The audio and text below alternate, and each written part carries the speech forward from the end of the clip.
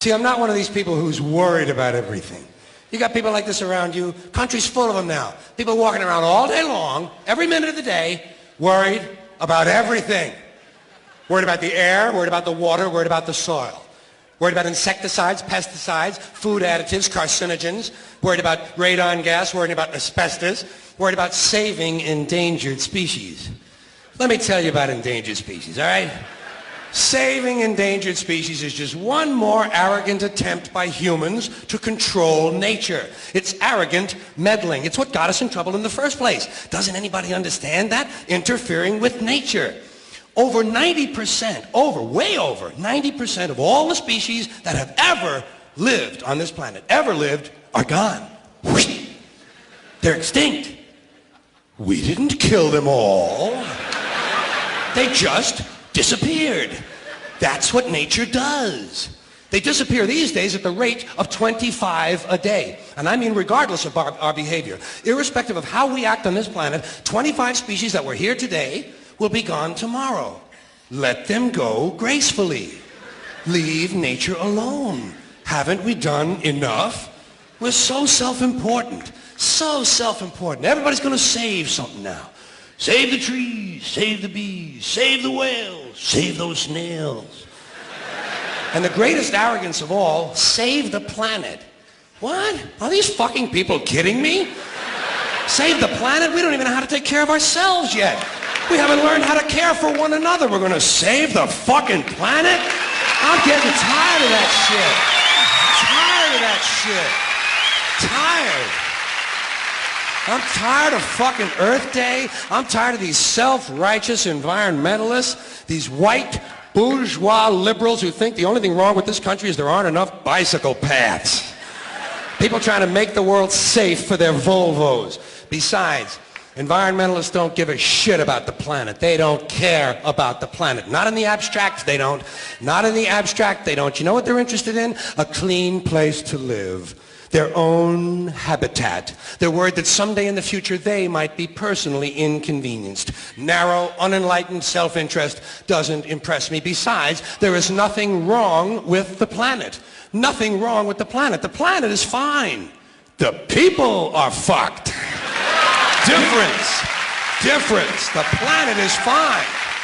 Compared to the people, the planet is doing great. It's been here 4.5 billion years. Did you ever think about the arithmetic? Planet has been here 4.5 billion years. We've been here, what, 100,000? Maybe 200,000? And we've only been engaged in heavy industry for a little over 200 years. 200 years versus 4.5 billion. And we have the conceit to think that somehow we're a threat? That somehow we're going to put in jeopardy this beautiful little blue-green ball that's just a-floating around the sun? The planet has been through a lot worse than us. Been through all kinds of things worse than us.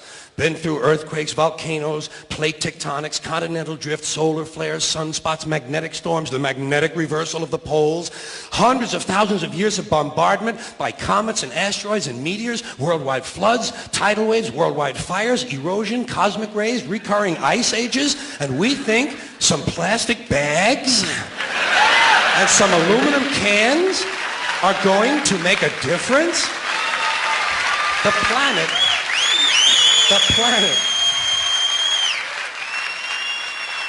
planet isn't going anywhere.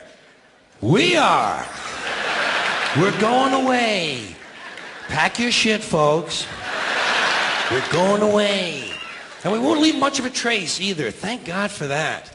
Maybe a little styrofoam. Maybe. Little styrofoam. Planet will be here and we'll be long gone. Just another failed mutation. Just another closed-end biological mistake. An evolutionary cul-de-sac. The planet will shake us off like a bad case of fleas. A surface nuisance. You want to know how the planet's doing? Ask those people at Pompeii who are frozen into position from volcanic ash how the planet's doing. Want to know if the planet's all right? Ask those people in Mexico City or Armenia or 100 other places buried under thousands of tons of earthquake rubble if they feel like a threat to the planet this week.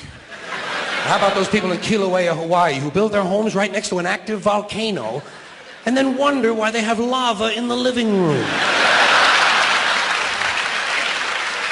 The planet will be here for a long, long, long time after we're gone, and it will heal itself, it will cleanse itself, because that's what it does. It's a self-correcting system.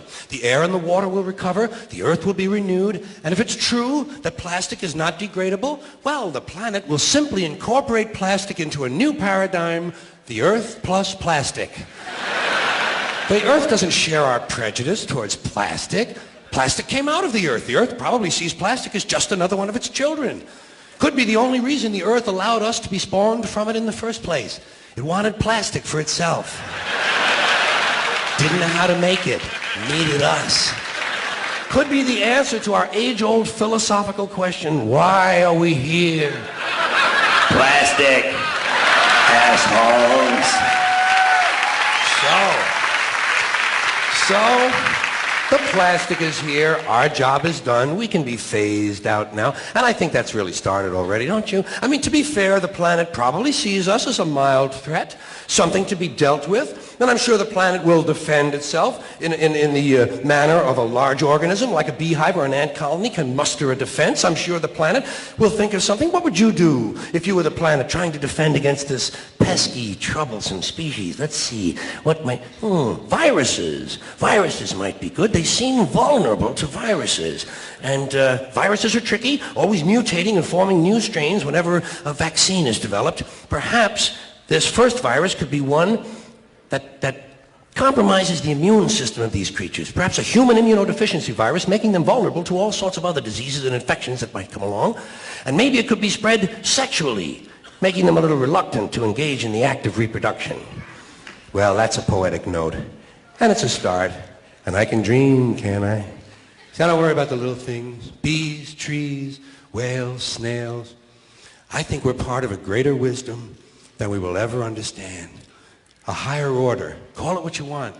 Know what I call it? The big electron. The big electron. Whoa. Whoa. Whoa. It doesn't punish. It doesn't judge at all. It just is. And so are we. For a little while.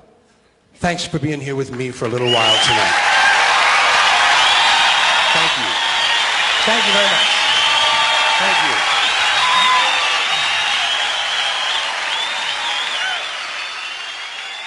Thank you.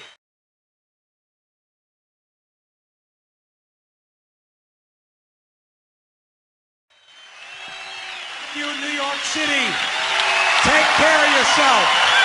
Take care of yourself. And take care of somebody else. Thank you. Good night.